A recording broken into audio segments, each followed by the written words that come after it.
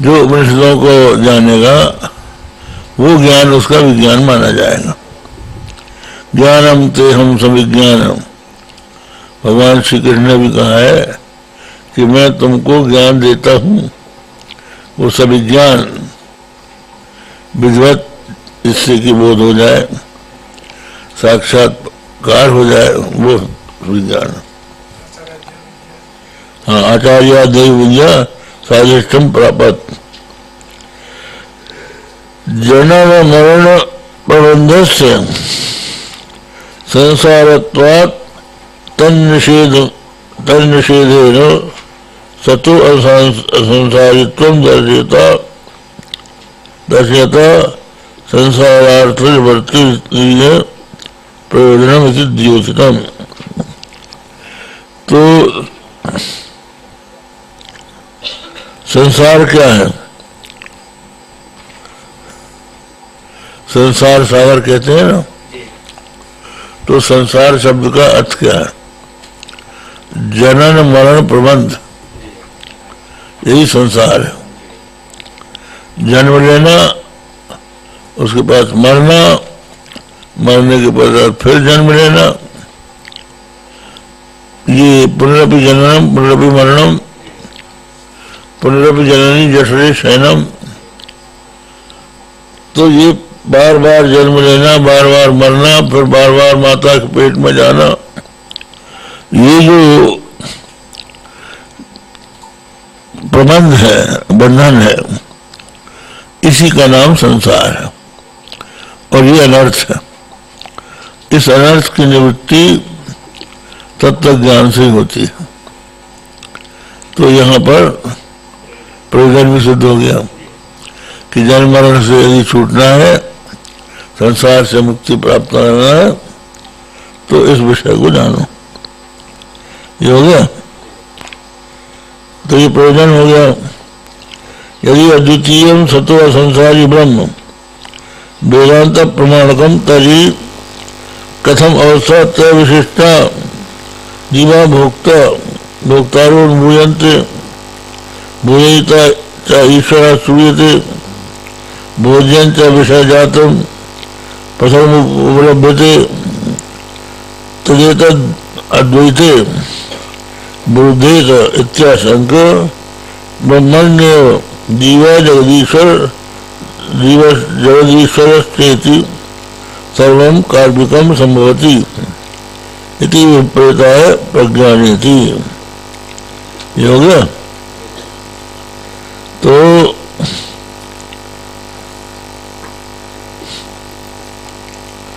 कहते हैं कि यदि यहाँ पर ये कहा ना, माया भोजनो प्रज्ञानां सुप्रतानैः चिरचर निकर व्याप्य लोकान भुक्त्वा भोगान सविष्टान ब्रह्मदेशनोद्भासितान कामजन्यान हित्वा सर्वान विशिष्टान माया भोजनो। तो यहाँ न माने आसमान, जीवों को माया से भोग कराता हुआ। तो यहाँ तो माया, जीव और भोग कराने वाला ईश्वर, तीन आ गए। अद्वैत कहाँ रहा? अद्वैत तो वो है जहाँ कोई दूसरी वस्तु न हो। तो उसके उत्तर में ये कहा कि प्रज्ञानेति प्रकृष्टम जन्मादि विक्रिया रहितम कूटस्थम ज्ञानम ज्ञप्त रूपम वस्तु प्रज्ञानम तच्च ब्रह्म। ये ब्रह्म में ही जीव, ईश्वर और माया कल्पित। और ब्रह्म जो है वो प्रज्ञप्त रूप है। प्रज्ञप्त रूप है, इसका अर्थ है प्रज्ञानम ब्रह्म। प्रज्ञानम ब्रह्म ही श्रूयते तस्यांशो रसवो। हाँ, ये हो गया। कृष्णम जन्मादि विक्रिया रहितम कूटस्थम ज्ञानम ज्ञप्त रूपम वस्तु प्रज्ञानम तच्च ब्रह्म, प्रज्ञान ही ब्रह्म है। तो ज्ञप्ति क्या है?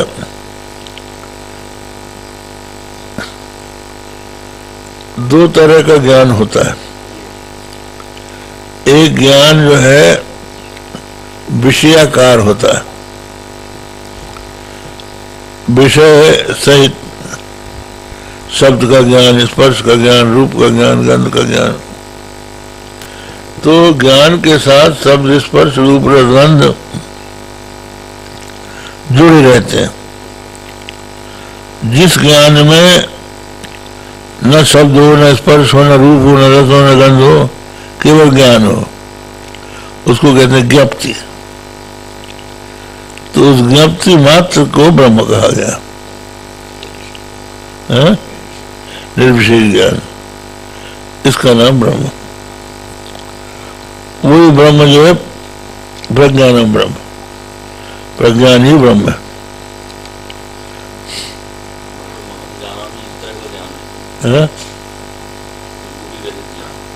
त्रिपुर रहित ज्ञान जो है, अहम, ये आप समझिए, अहम घटम जानामि। तो यहाँ घट जो है विषय है और विषयी है अहम, और जानामि क्रिया है, वृत्ति। तो ये तीनों जो है जिसके द्वारा विदित होती हैं, ज्ञाता, ज्ञान और ज्ञेय, तीनों का जो साक्षी है वो ज्ञप्ति, वो प्रज्ञान है, और वो ब्रह्म है।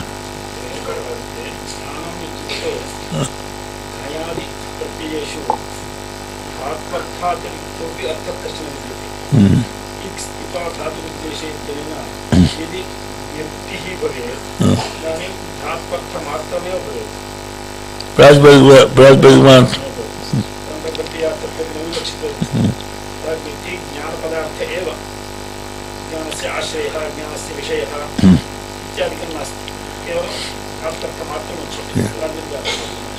इसी बात को भगवान शंकर कहते हैं रामचरितमानस में, विषय करण सुर जीव समेता, सकल एक सन एक सचेता, सबकर परम प्रकाशक जोई, राम अनादि अवधपति सोई। विषय, करण, सुर और जीव एक से एक सचेत है। नहीं, बता रहे हैं, विषय कहते हैं शब्द, स्पर्श, रूप, रस, गंध, और करण उनको जानने के साधन। तो शब्द का करण है श्रोत्र, और स्पर्श का करण है त्वक, रूप का करण है नेत्र, रस का करण है जिह्वा, और गंध का करण है नासिका।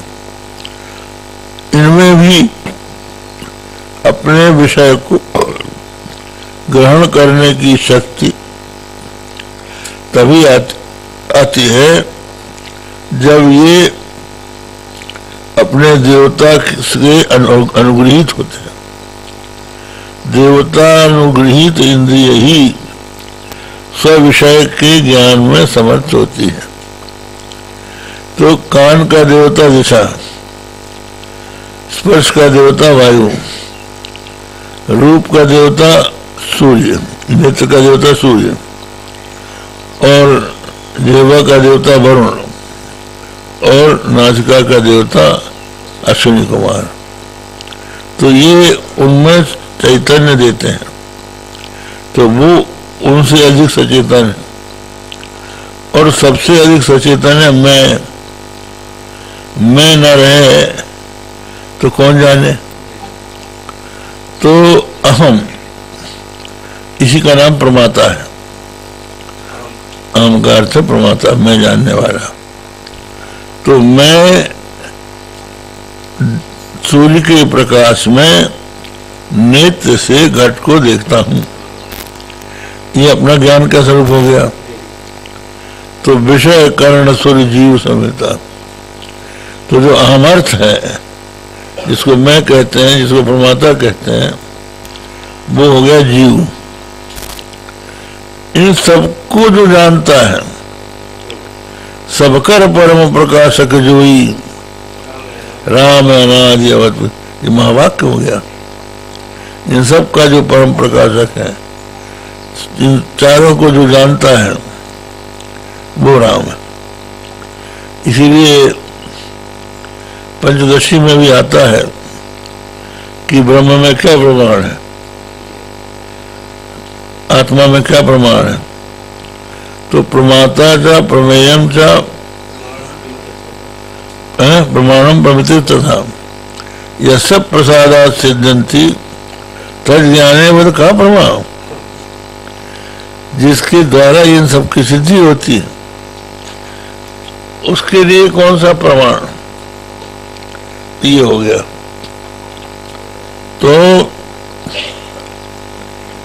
ये बताया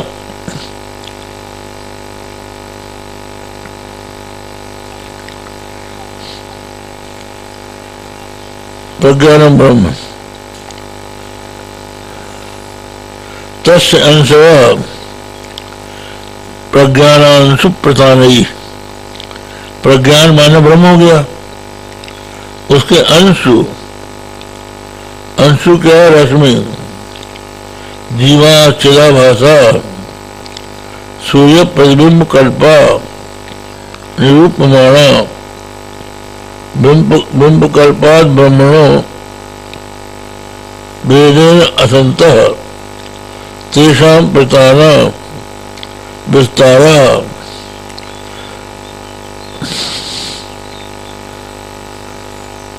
तभी अपर्याय में अशेष शरीर व्यापी भी।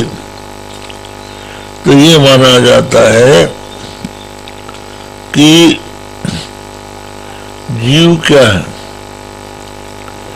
अंतःकरण, जो वस्तु स्वच्छ होती है उसमें दूसरी वस्तु का प्रतिबिंब पड़ता है। तो जैसे परमात्मा को हम जानना चाहते हैं, तो परमात्मा को जानने के लिए हमें सीधे सीधे तो परमात्मा को नहीं जान सकते, क्योंकि जानने वाला ही हमें कल अभी थोड़ी देर पहले हमने आपको बताया। तो उसका उपाय ये है कि जैसे हम आंख से आंख को देखना चाहें तो दर्पण का सहारा ले लेते हैं, उसी तरह से जब अंतःकरण शुद्ध होता है तो उसमें आत्मा का प्रतिबिंब पड़ता है। तो वो आत्मा का जो प्रतिबिंब है उसके द्वारा हम आत्मा को जानते हैं, प्रतिबिंब गया। लेकिन जब तक अंतःकरण चंचल रहता है तब तक आत्मा का रूप सोपाधिक रहता है। जब बिल्कुल शांत हो जाता है, निर्विकल्प हो जाता है, उस समय आत्मा के स्वरूप का बोध होता है। तो उस अंतःकरण में आत्मा का जो आभास है उसका नाम चिदाभास है। तो जितने अंतःकरण हैं संसार में, जितने भी अंतःकरण हैं, सब में चैतन्य का आभास है। वो प्रज्ञान के अंशु माने रश्मियां हैं, ब्रह्म की रश्मियां हैं, उसी से सब संसार की प्राणी सचेतन होते हैं। इसलिए देखिए, सबके भीतर मन है, इन पेड़ों में भी मन है। अगर इनको काटो तो जो जानने वाले हैं उनको लगता है कि वो चीत्कार करते हैं, वो भी रोते हैं। और आप देखिए, अगर किसी कटीले पेड़ पर लता आप लगा दें तो लता तो सीधी जाती है, लेकिन अगर सामने कांटा है तो वो टेढ़ी टेढ़ी जाएगी। कांटे को बचाते हुए जाएगी, तो उसमें भी अंतःकरण। तो स्थावर जंगम सभी प्राणियों के भीतर अंतःकरण है, और उस अंतःकरण में चैतन्य का आवास। इसलिए प्रज्ञानान सुप्रतान स्थिर चर निकट व्यापी भी, स्थिर और चर जो स्थावर है और जो चर वाले जंगम है, इन सब में प्रज्ञान के अंशु है, ये बताया।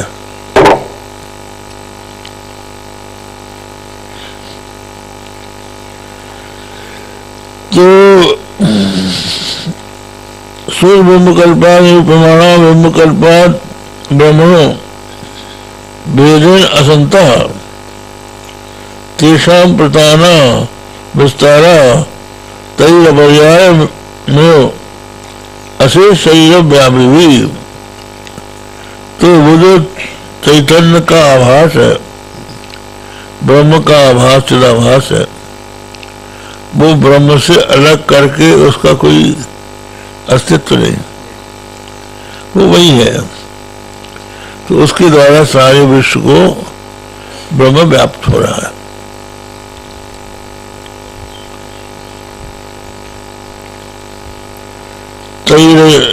तैरति यावत लोका लोकमाना विषय, जितने भी दिखाई पड़ने वाले विषय हैं, तान व्याप्य विषय संबंधोक्ति तत्परम कथयति। विषय संबंध और उसके फल को कथन करते हैं।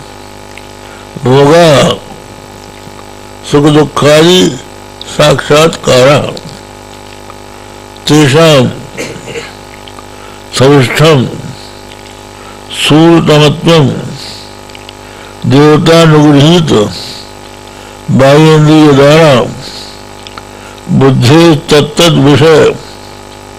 विषयाकार परिणामजन्यत्वम तान भुक्त्वा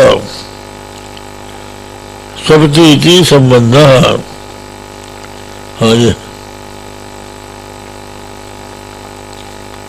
लोका प्रज्ञानांशु प्रवासनयित शेषर निकट व्यापी लोकान। लोकान का अर्थ बताते हैं।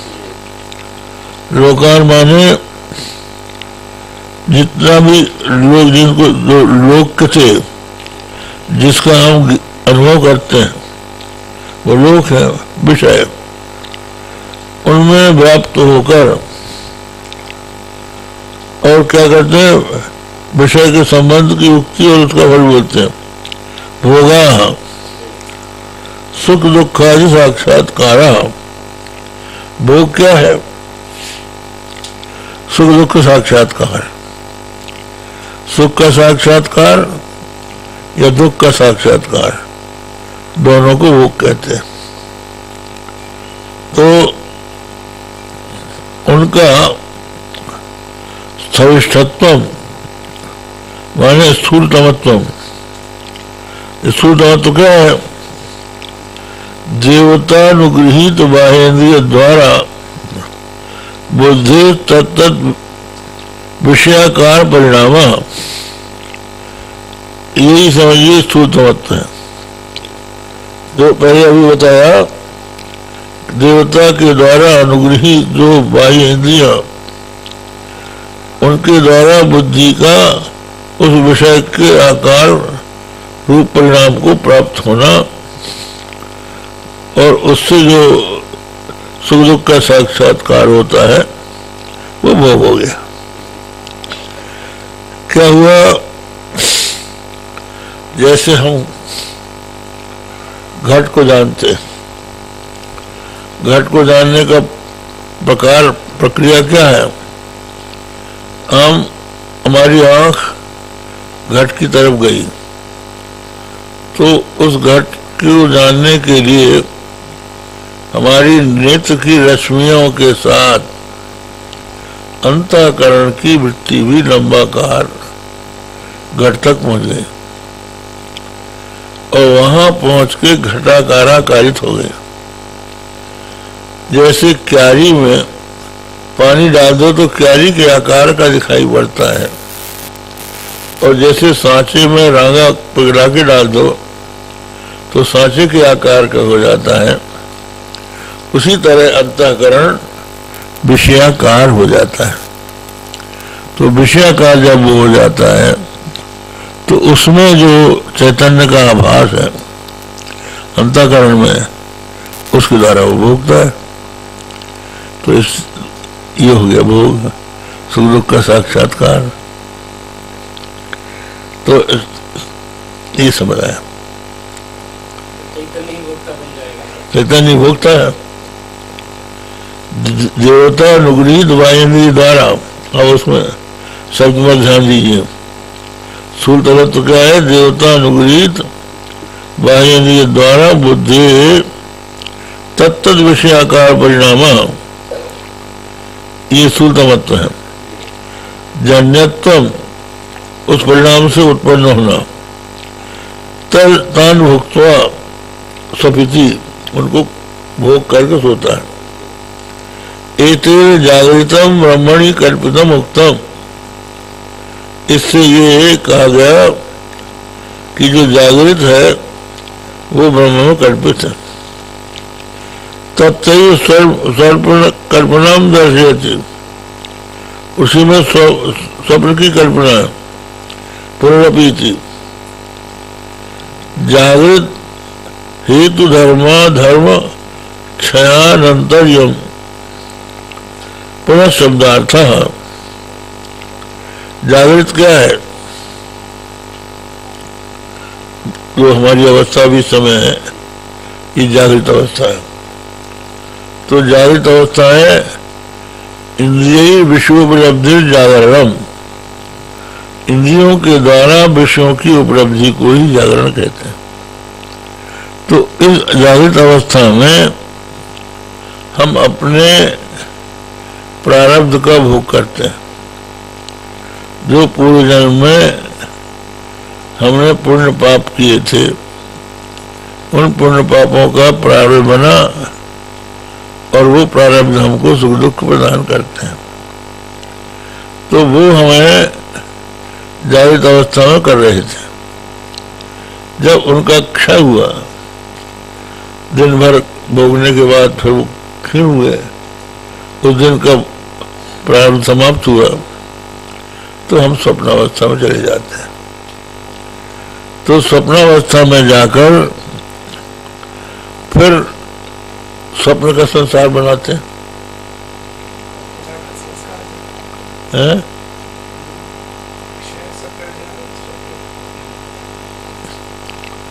ये बताया जागृत हेतु धर्म क्षयानंतर्यम, पुनः शब्दार्थ। स्वप्न हेतु कर्मोद्भवे सति अभिनोच्यते, न च सत्य बाह्यानि इंद्रियाणि स्थूला विषया च सन्ति, किंतु धिषणा शब्दित बुद्ध्यात्मानो वासनात्मानो विषय वासन्ते। ऐसा है कि जो हम स्वप्न देखते हैं वो भी कर्मों का फल है। ये माना जाता है कि जो स्थूल पुण्य पाप है उनका तो अनुभव हम जागृत अवस्था में करते हैं। कुछ सूक्ष्म पाप पुण्य जो रह जाते हैं वो स्वप्नावस्था में हमको दिखाई पड़ते हैं। तो अगर हमारे पाप का उदय हुआ है तो दुस्वप्न होगा, पुण्य होगा तो अच्छा स्वप्न दिखाई पड़ेगा। हाँ, मानसिक पुण्य पाप जो है स्वप्न का फल देते हैं।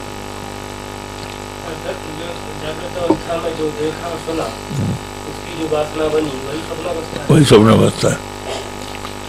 तो वो वासना जो है बुद्धि हो गई, उस बुद्धि में ये पहुंच गया, वहां पर इंद्रिया नहीं है। स्वप्न, सभी का स्वप्न। तो न तत्र बाह्य इंद्रियाणि स्थूल विषया चलन्ति, न वहाँ बाह्य इंद्रिया है न स्थूल विषय, किंतु दृष्णा शब्दित बुद्ध्यात्मान वासनात्मान विषया, दृष्णा शब्दित जो बुद्धि जिनका स्वरूप है, वासना रूप, वो विषय वहां पर भाषित होते हैं, उनका अनुभव करके सोता है। तेषाम प्रापकम उपन्यासकी कामजन्यान, वो जो स्वप्न में दिखाई पड़ता है वो कामजन्य है। कामग्रहणम कर्मा विधि उपलक्षणार्थम, काम कर्म और अविद्या, अविद्या काम कर्म, ये मनुष्य को सुख दुख प्रदान करते हैं। अविद्या होनी चाहिए, क्योंकि जब तक आप सोएंगे नहीं तब तक स्वप्न नहीं दिखेगा, और फिर आपके मन में जो वासना होगी वही दिखाई पड़ेगा, और उसके साथ कर्म भी मिल जाएगा। तो अविद्या काम कर्म के द्वारा स्वप्न का आपको अनुभव होगा। उसके पश्चात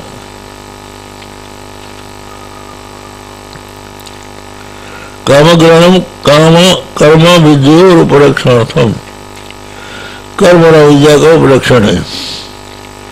अवस्था द्वय कल्पनाम ब्रह्मणि दर्शयित्वा तत्रैव सुषुप्ति कल्पनाम दर्शयति, कहते हैं जागृत और स्वप्न दोनों ब्रह्म में कल्पित हैं, अब उसी में सुषुप्ति की कल्पना है। पीत्वा पीत्वा सर्वान् विशेषान्, सर्वे विशेषा सर्वे विषया, समस्त विशेष अर्थात समस्त विषय, सूरा सूक्ष्माश्च, स्थूल और सूक्ष्म, जागृत में स्थूल और स्वप्न में सूक्ष्म, जागृत स्वप्न स्वरूपा, जागृत स्वप्न स्वरूप, तान पीत्वा स्वात्मनि अज्ञाते, अपने आत्मा में अज्ञात में प्रव्याप्त है,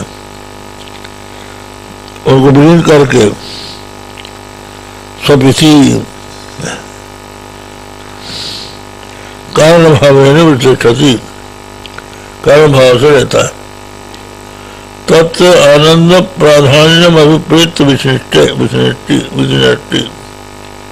तो सुषुप्ति में आनंद की प्रधानता रहती है। श्री का मधुरभंग अवस्था त्रयस्य माया कृतस्य मिथ्याभूतस्य प्रतिबिंब कल्पेषु अस्मासु, ये तीनों अवस्था जो कि मायाकृत है, ये मिथ्याभूत है, और प्रतिबिंब कल्प जो हम है, प्रतिबिंब कल्प अजीब हो गए। संबंधिता में आबाद्य, तो हमें इसकी संबंध बना देते हैं माया से। अस्मान भोजयत ब्रह्म वर्तते, हमको उनका भोग कराते। अतो ब्रह्मण्य अवस्था त्रयम, ब्रह्म में ही तीव्र अवस्था है। तद्वंतो जीवा माया भी ब्रह्म, क्या ब्रह्मणि परिशुद्धि परिकल्पितम सर्वम, तो वो जो जीव है, वो जीव मायावी और ब्रह्म, तद्वंतो जीवा, और जीवा हमारी अवस्था वाली है, मायावी ब्रह्म, ये शुद्ध पर ब्रह्म में कल्पित है। माया तस्यैव ब्रह्मणो अवस्थाति तत्वेन विज्ञप्ति मात्रत्वं दर्शयति, वो जो ब्रह्म है वो तीनों अवस्थाओं से अतीत है, विज्ञप्ति मात्र है। तुरीयमिति चतुर्णाम पूर्णम, तुरीयमिति व्युत्पत्ते है ब्रह्मण तुरीयत्वेन निर्देशात प्राप्तुम सद्वितीयत्वम। तो यहाँ तुरीय कहा, तुरीय का अर्थ होता है चौथा। तो चार संख्याओं को पूरा करने वाला तुरीय कहलाता है। तो चार संख्या हो गई तो ब्रह्म में द्वैत हो गया, अद्वैत नहीं रहा। तो उसके उत्तर में कहा माया संख्या तुरीयम, माया से उसकी तुरीय संज्ञा है।